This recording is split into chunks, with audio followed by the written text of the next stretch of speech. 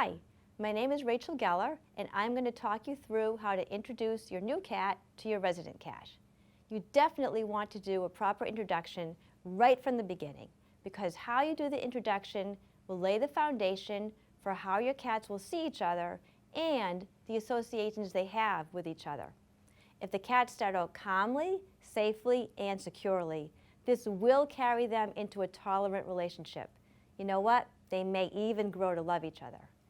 Cats are territorial, so it's really important to understand their need to feel secure in their own territory. The right introduction will accomplish this, but allow me to give you fair warning. Even the best introduction is going to have its ups and downs. And your resident cat may have fears and doubts about this new family member. However, with a proper introduction and going at the cat's pace, these fears can be kept to a minimum, I promise you.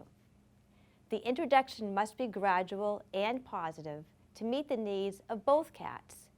The introduction is really as much for the feeling of safety and security for your resident cat as it is for the newcomer. So, we're going to start by setting up a sanctuary room for the newcomer. Ideally, this should be done before the new cat comes into the home. Have the litter box on one side of the room and the food and water on the opposite side of the room. Be sure to have a scratching post as well, not only just for the cat's claws, but for that emotional release a scratching post provides for the cat. Also, even when the cats are eventually together, they may prefer their own scratching posts with their own scents on them. Be sure the scratching post is at least 3 feet tall. Be sure to provide elevated spaces and hideaways for the newcomer. A cat tree or window perch is the perfect way to provide vertical space for the new cat. Also, tunnels are great, but even a box on its side lined with a towel will work for the cat. If there is furniture in the room that a cat can get under, like a sofa or a bed, hideaways are really important so the cat doesn't spend all of his or her time hidden under the bed. Toys are also really important for solo play when you are not in the room with the newcomer. Puzzle feeders and fuzzy mice are really good options. Now, when you bring the newcomer home, I want you to take the cat directly to the sanctuary room and close the door. Open the carrier door, but don't pull out the cat and don't force him to come out. He will come out when he is good and ready.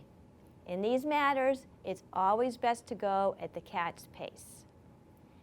Even though you can't 100% remove the scent of the newcomer, wash your hands before returning to your resident cat.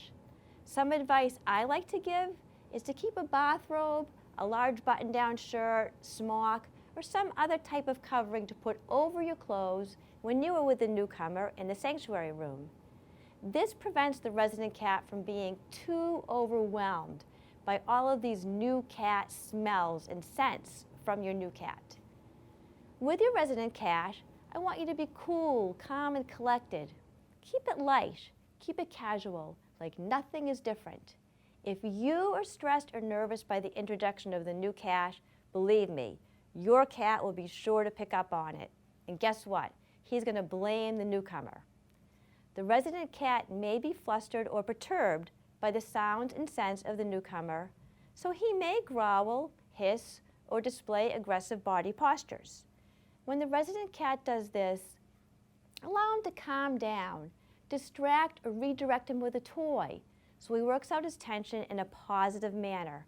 Or you can lead him away from the sanctuary room and give him a small meal or treat.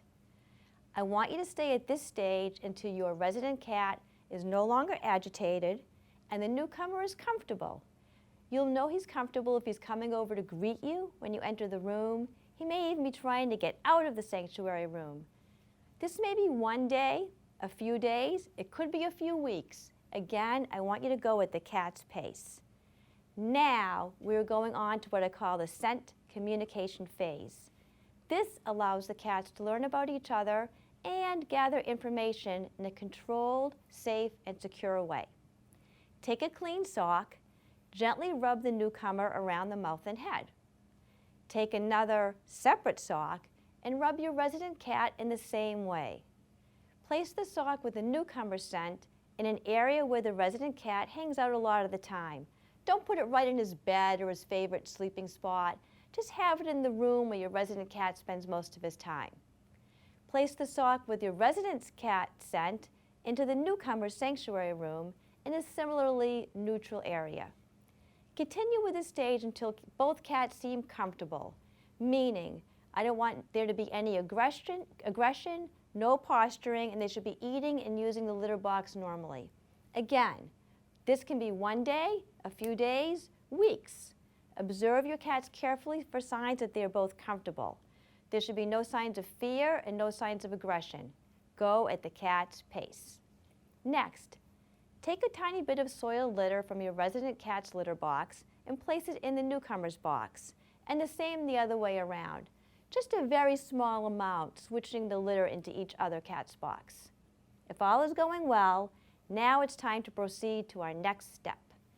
Place your resident cat in a separate room so that the newcomer can safely explore the new house. Open the door to the sanctuary room and let the newcomer start to explore and investigate his new environment without the other cat around. In a large home, close a few doors so that this is not too overwhelming. He may only take a few steps, or he may be a braver explorer and venture far away. Again, go at his pace.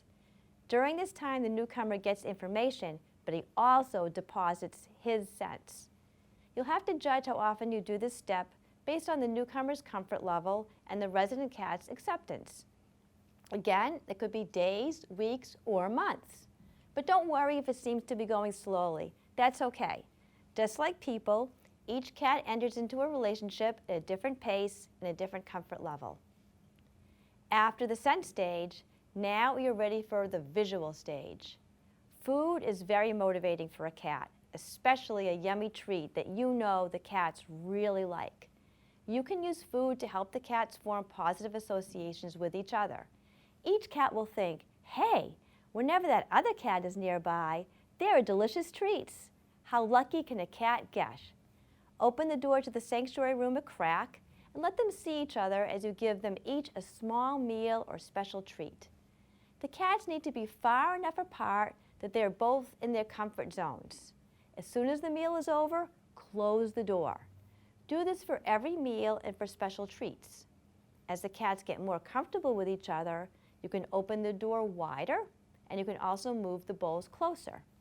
Having the cats eat in front of each other teaches them that positive things happen when the other cat is around. Again, use your judgment in how quickly to proceed with this. My feeling is that it's always best to be conservative.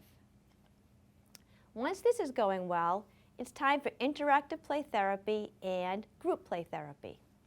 Open the door to the sanctuary room so the cats see each other and have an interactive toy in your hand so you're ready to distract one of the cats if tensions, fear, or any aggressive posturings appear.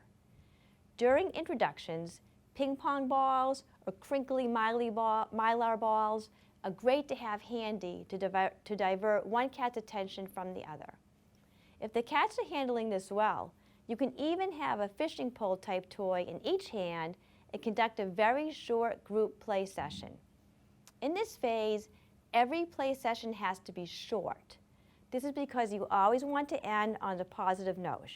It's always better to end sooner than you think. Being armed with treats during this phase is helpful too. Keep a fishing pole type toy handy for distraction and redirection as the cats start spending more time together. A good toy for this that I recommend is a toy called the Cat Dancer. It's a very inexpensive toy, so you can buy a lot of them. The Cat Dancer toy can be easily curled up and hidden under a seat or a couch cushion or in a drawer. The more you have around, the better, because trust me, when it's time to distract and redirect, you don't want to be running through the house to locate a toy. You want to have that handy and accessible. At this point, don't worry if there's some hissing. Just keep the interactions calm and stay the course. Eventually, as the cats learn that the appearance of the other cat means food, treats, playtime, and attention, they will develop positive associations with each other. With cats, it's all about these associations they have with people and other cats. At this point, you can now add a baby gate phase. Use 2 baby gates, one on top of the other, instead of the closed door. Now, the cats are always seeing and smelling each other.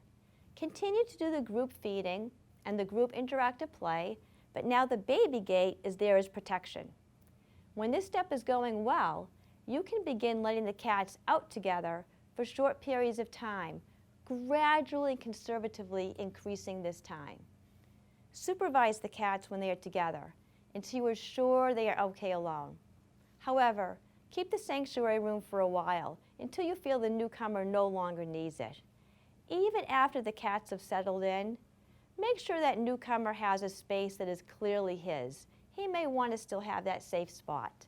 Also, make sure you have at least 2 litter boxes and that they are not in the same room. In general, a really good introduction takes around 2 weeks. While some introductions do take a shorter period of time, it is not unreasonable for some to take a longer period of time. So don't worry if this is going shorter than you expect. If you have any questions, you can always contact the Gifford Cat Shelter.